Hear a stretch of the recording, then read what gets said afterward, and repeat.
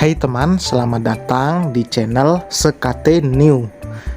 Jangan lupa pada teman-teman untuk like, komen, dan subscribe supaya tidak ketinggalan update dari channel ini. Mimin ucapkan terima kasih. Selamat menyaksikan. Wanita soleha milik Casanova, bab 21. Safa membuka koper berisi baju-bajunya itu. Ia akan memastikan jika dirinya tidak lagi menjadi korban kejahilan sang ibu. Saat dibuka, koper itu berisi baju-baju tidur, juga gamis dan pakaian dalam. Safa sekalian menyiapkan untuk nanti dibawanya saat bulan madu. Ia tidak bisa menyiapkan pakaian suaminya karena semua pakaian Rafael masih ada di rumah lelaki itu. Setelah selesai ini, baru Safa akan bicara pada Rafael. Bagaimanapun ia harus membantu suaminya menyiapkan segala keperluan sebelum berangkat bulan madu. Kalau nggak gue kunci nanti isinya pasti bakalan ditukar. Kayak sinetron aja. Kalau sinetron itu putri yang ditukar. Kalau ini koper yang ditukar. Safa memastikan tidak akan ada yang bisa membuka kopernya agar isinya tidak berubah. Baru saja pintu kamar terbuka, ia berpapasan dengan Rafael. Lelaki itu memang ingin mencari Safa. Kenapa? Safa menatap Rafael. Udah beres packing? Udah, barusan. Ya udah, ayo. Rafael menarik tangan Safa keluar dari kamar itu. Ayo kemana? Masa suaminya nggak dibantuin packing sih? Semua baju aku kan masih di rumah. Safa tidak lagi melihat keramaian di rumahnya. Suara anak-anak juga tidak terdengar lagi.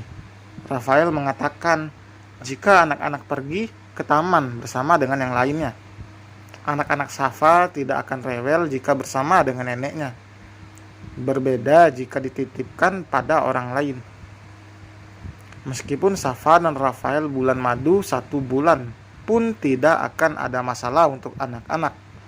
Mereka akan diberi pengertian oleh Alika dengan mengatakan jika pulang liburan Safa dan Rafael akan membawa adik bayi.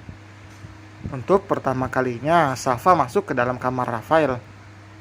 Nuansa abu-abu dan hitam langsung menyapa mata saat pintu kamar terbuka. Luas kamarnya sama dengan luas kamar milik Safa. Dahi wanita itu berkerut saat tidak melihat lemari di dalam kamar itu. Jelas saja karena Rafael memiliki walk-in closet. Seorang model papan atas tentunya memiliki banyak pakaian dengan berbagai model dan warna. Bukan Rafael yang sengaja membeli, tapi setiap selesai pemotretan, baju yang dipakainya pasti langsung menjadi hak milik. Safa mengikuti langkah Rafael yang berjalan ke arah pintu lain dan menggesernya.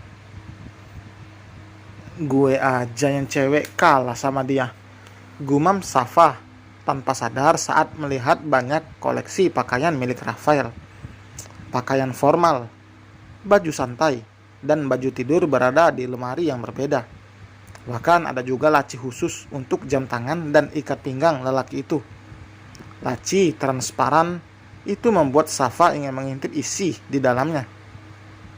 Safa bahkan tidak memiliki koleksi sebanyak ini karena memang tidak terlalu suka mengkoleksi barang. Safa hanya membeli seperlunya saja. Jikapun ia ingin belanja, maka baju miliknya yang layak pakai akan disumbangkannya pada orang yang membutuhkan agar tidak mubazir jika hanya disimpan di dalam lemari saja. Apanya yang kalah? Ternyata Rafael mendengar istrinya itu bergumam. Ini koleksi baju sama aksesoris. Punyaku aja gak sebanyak ini. Cowok tapi hobi belanja. Bukan hobi, tapi ini tuntutan pekerjaan. Suamimu ini bukan orang biasa. Aku adalah lelaki idola kaum Hawa, ujarnya dengan percaya diri. Safa yang mendengar itu langsung mencibir.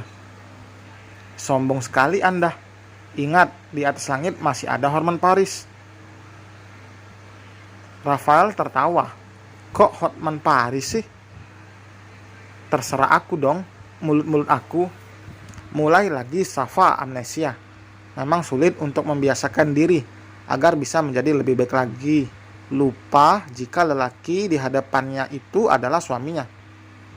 Rafael sama sekali tidak marah karena ia memaklumi istrinya itu. Mengubah cara bicara dalam satu hari jelas bukan hal yang mudah. Apalagi itu sudah menjadi kebiasaan.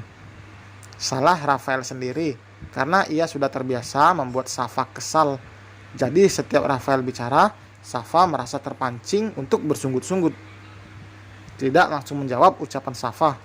Rafael berjalan mendekati Safa dengan langkah pelan, membuat wanita itu sontak melangkah mundur untuk menghindari Rafael.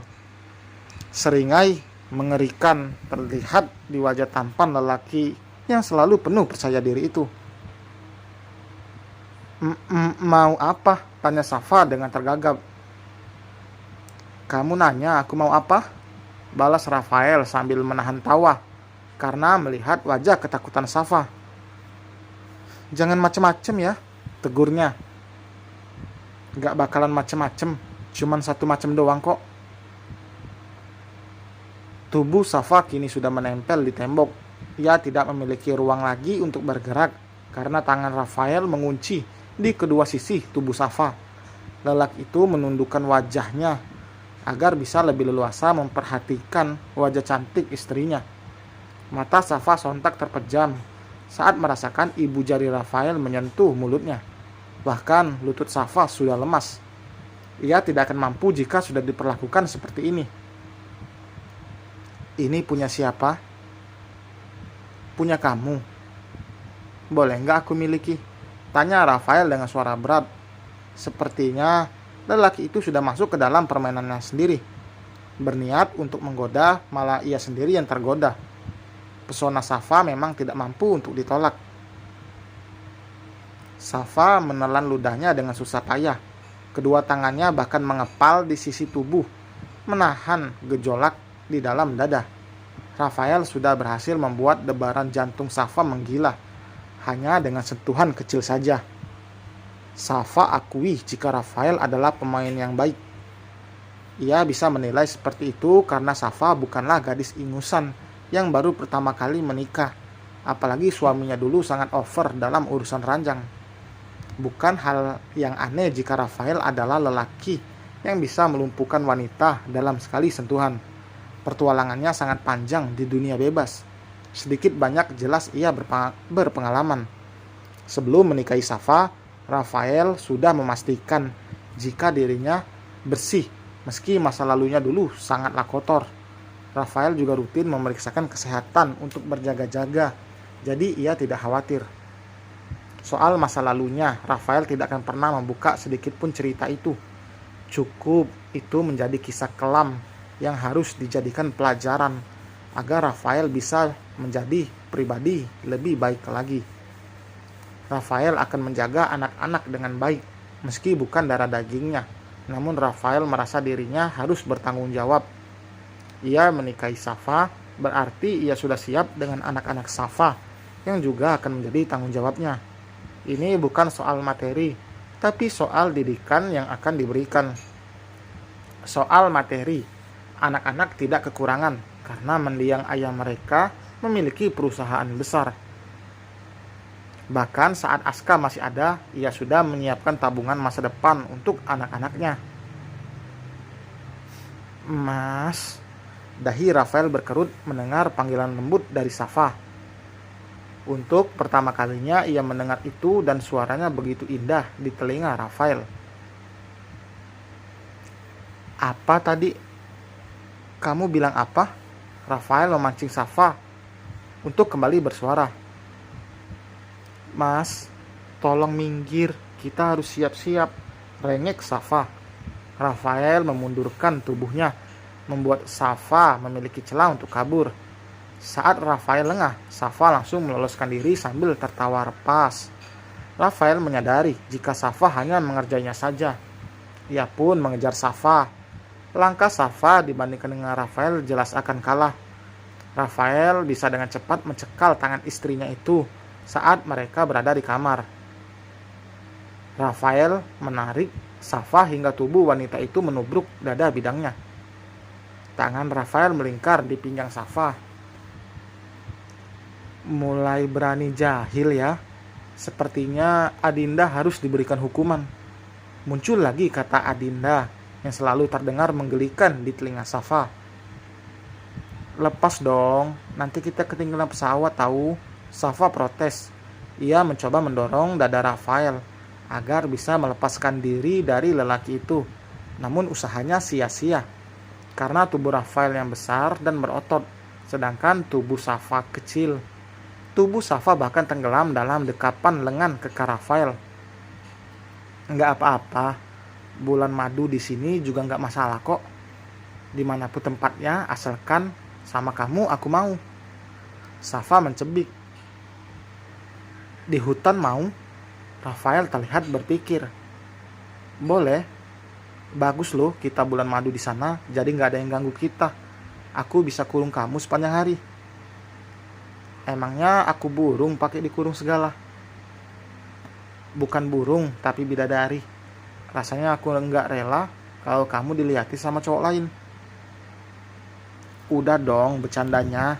Kapan packingnya kalau gini terus? Safa masih mencoba membujuk Rafael yang ada. Malah yang ada pelukan Rafael malah semakin erat. Oke, bercandanya udah, sekarang giliran serius. Wajah Rafael berubah menjadi benar-benar serius, seolah membicarakan atau melakukan sesuatu yang penting. Serius apa? Mata Safa membulat sempurna saat Rafael tanpa permisi langsung menyambar mulut merah muda itu. Sepertinya Safa harus membiasakan diri dengan serangan mendadak yang dilakukan oleh Rafael. Jelas saja Rafael sangat menggebu-gebu. Ia lelaki normal yang menahan gejolak dalam tubuhnya itu selama bertahun-tahun. Ia menjaga diri demi kehormatan dan jauh dari dosa.